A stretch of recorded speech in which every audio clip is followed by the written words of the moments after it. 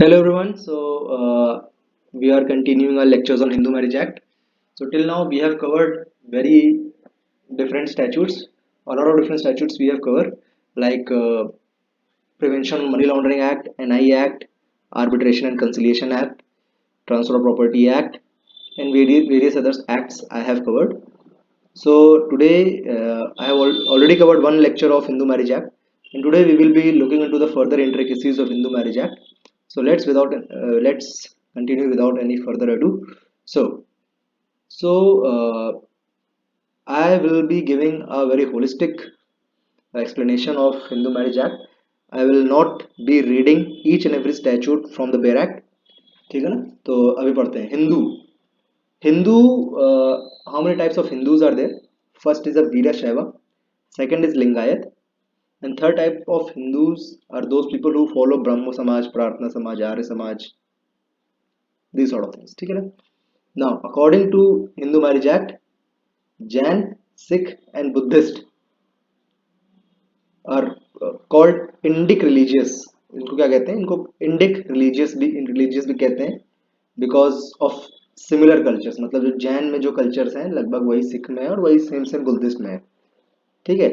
Now, another thing about Hindu Marriage Act is very important that comes in a lot of exams is any person who is not a Christian, any person who is not a Muslim, any person who is not a Parsi, any person who is not a Jew is a Hindu. ठीक है ना? अगर आप Jew हैं then you are not a Hindu. अगर आप Parsi हैं then also you are not a Hindu. If you are Christian, not a Hindu, and if you are Muslim then you are not a Hindu. इसके अलावा अगर आप कुछ हैं then you are a clear cut Hindu. ठीक. Now if we'll read section 2 explanation A of Hindu Marriage Act. पढ़ते हैं चलिए. section 2 का explanation A section 2 का explanation A ये कहता है the following persons are Hindus, Buddhist, Jain or Sikhs by religion as the case may be. Any child, legitimate or illegitimate, both of whose parents are Hindu, Buddhist, Jains और Sikhs by religion. ठीक है. वो कहता है कि both the parents अगर हिंदू हैं, माँ बाप दोनों हिंदू है या माँ बाप दोनों जैन हैं या बुद्धिस्ट हैं या सिख हैं, देन द चाइल्ड जो भी बच्चा उनसे होगा वेदर लेजिटिमेट और इलेजिटिमेट, ठीक है ना, he will also be considered a Hindu. ठीक है. एक्सप्लेनेशन बी क्या कहता है? सेक्शन 2 का explanation what does it say? This one. ठीक. Any child any person, the following persons are Hindu, Buddhist, Sikh, Jain or Sikh by religion as the case may be. Any child legitimate or illegitimate, one of whose parents is a Hindu, Buddhist, Jain or Sikh by religion and who is brought up as a member of a tribe, community, group or family to which such parent belongs or belongs. इसका simple सा मतलब ये हो गया कि भाई अगर दोनों में से कोई एक पेरेंट हिंदू, जैन, बुद्धिस्ट या सिख है and that child is raised as a Hindu, ठीक है, वो भी हिंदू कहलाएगा. ठीक है. इसका क्लासिकल एग्जाम्पल है राजीव गांधी जी. ठीक है ना. एक्सप्लेनेशन सी क्या कहता है? एक्सप्लेनेशन सी कहता है any person who is convert और reconvert to Hindu, Buddhist, Jain और सिख. ठीक है. इसका मतलब ये हो गया कन्वर्ट और रिकन्वर्ट टू हिंदू. ठीक है ना. अब कन्वर्ट तो आप समझ गए. ठीक है.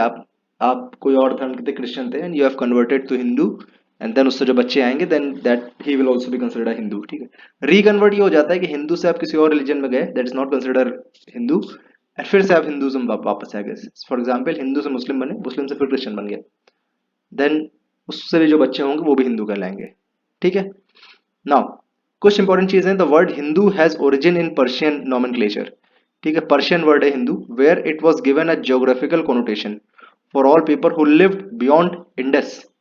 ठीक है. तो पर्शियंस जो थे उन्होंने पहली बार हिंदू वर्ड दिया था because and it meant those people who lived beyond river Indus, and Indus को हम लोग सिंधु भी कहते थे, सिंधु नदी. ठीक. बस यही मतलब था, क्योंकि वो एस बोल नहीं पाते थे उस इसलिए वो सिंधु सिंधु को एस नहीं बोल पाते तो हिंदू आ गया. ठीक ना. ये सब हम लोग ने पढ़ लिया.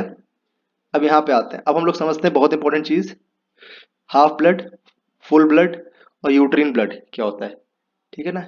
इसको इन डिटेल में अगली वीडियो में पढ़ेंगे. अभी हम लोगों ने देख लिया कि हिंदू वर्ड कहाँ से आया और कौन कौन हिंदू नहीं है. ठीक है. So thank you for watching.